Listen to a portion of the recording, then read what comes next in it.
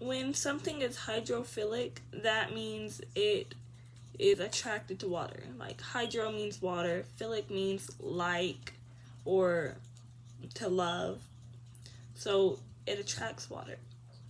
So when it is hydrophilic, it either has like a positive or a negative charge, usually has an ionic compound.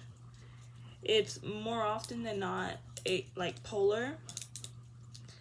When it's hydrophilic, it has a tendency to mix in or dissolve in water.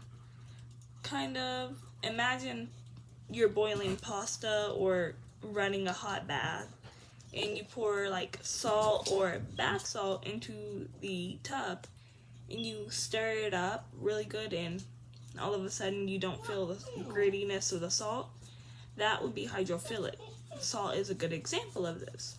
So are amino acids. Next we have hydrophobic. As we know, hydro already means water, and phobic means it either fears or dislikes water. This means if it's hydrophobic, it's going to repel water and not mix with it. When something's hydrophobic, it typically is covalent, meaning they share electron pairs, like positive positive or negative negative.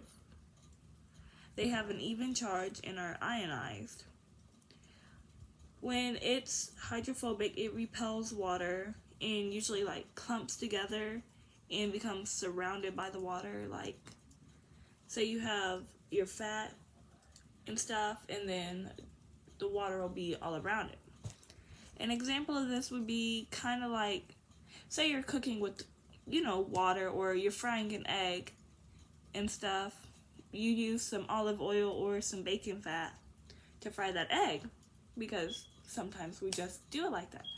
And then when you go to wash that pan, you're going to pour water in it, and the water is going to either have the little specks of oil on the top, but it's not going to mix.